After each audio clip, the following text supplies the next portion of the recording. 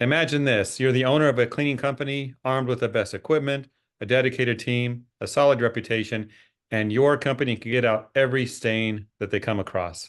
But you're not busy. The leads aren't coming in, and potential clients aren't booking jobs.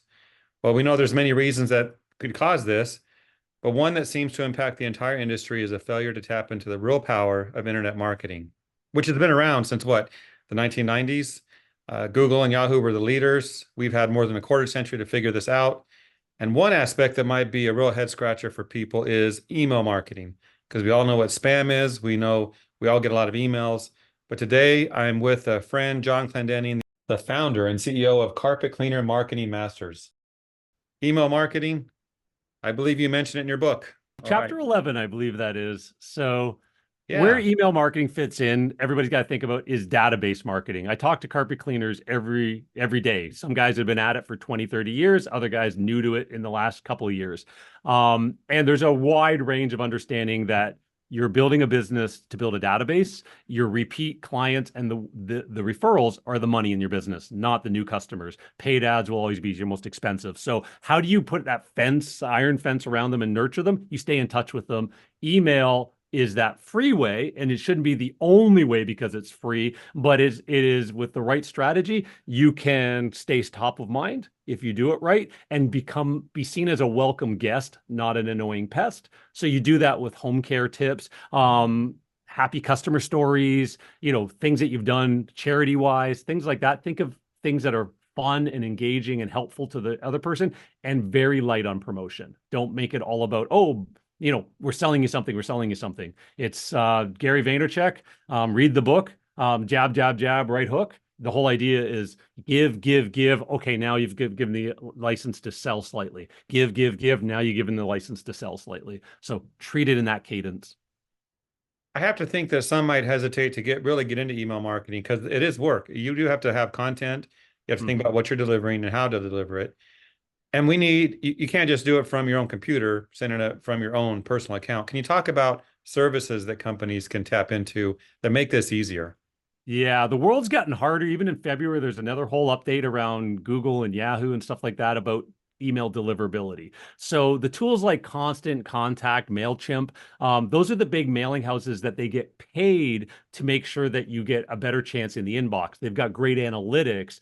They've got templates you can use so it looks great as well. But actually getting into somebody's inbox is the most important because if you send out an email, every single month to 2,000 people in your database, and it only gets, shows up in the inbox of 5% and gets opened by 2% of those, it was an entire waste of investment. So you want to see open rates of around 20 to as high as 50%. And that way, that, the tools are good. You want to read the analytics. So a lot of these like Constant Contact and MailChimp, they actually have dedicated advisors that don't cost you any extra to be on their platform. And they're not that expensive. You're under $50 a month to kind of. So we have a platform to do the delivery. Now we need to know who to send to, and it has to be more than our family. So Yeah. building that email list can be tough, and we know that we have to be legal and ethical about it. Can you talk about that? Yeah, so you want sign up forms. You want people to opt in themselves. So very important in the world now of SMS. If you're texting them, it's called A2P.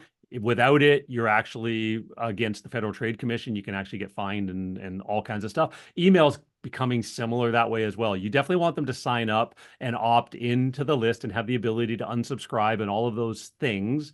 How do you get them to sign up? You do not have a form on your website going, join our newsletter list. When's the last time you wanted to join somebody's newsletter list?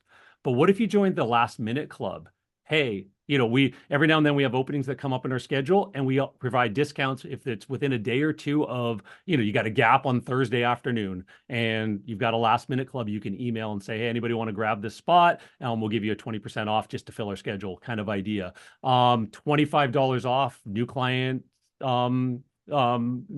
gift card or gift certificate. Don't call it a discount or a coupon, call it a gift card or a gift certificate. Get people to sign up for that. VIP clubs, things like that. Standing in front of a customer and saying, hey, I'd like to give you this extra thing if you sign up for our VIP club, right? So you can incentivize your technicians to give a free bottle of spot remover away for anybody who signs up, even if they have to fill it out manually by paper. or go to the app, you send them a link, whichever way works. Paper worked in the day, you get them to put their email address and whatever, you give them the free spotter. Back at the office, you sign them up, right? So at least you've got that paper trail that they did something. Or a QR code in today's day and age. We can help with those as well. That makes it super easy. Scan this and join the VIP club, and you get a free bottle of spotter and refills for life. And Okay. now you've got them on your list. So good reasons to engage with the company and get on that list. And I want to say, John, that since we've been talking, as I look at my inbox, I've received 15 emails from different people. Yeah. So let's talk about that. Let's talk about what makes a person open an email, what catches their attention, what is it that you deliver, and how do you deliver a message that really gets engagement? Yeah. So part of it, you're not going to get engagement with every email. I know people that in the carpet cleaning world that email every single week. And as long as they see that subject line, you might want to start it off with the name of your business in a square bracket or something like that, or an acronym of your business. So they have something they can attach it to and see that. You want to call them out by name. So definitely use the automation that, hey, Jane, here's some great summer carpet care or home care tips for you. Don't always make it about carpet cleaning, right? You wouldn't open up an email from your insurance guy that's always talking just about insurance. But if he talks about, also beautifying your home and, in the winter, preventing frozen pipes and things like that, if it's helpful and welcomed, they're going to open it.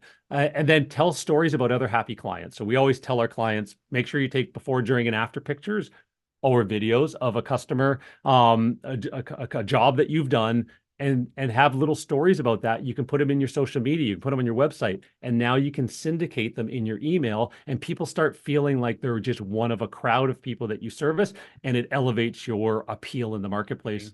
Obviously, inside your book, there's more details. How do people get a copy of this, by the way?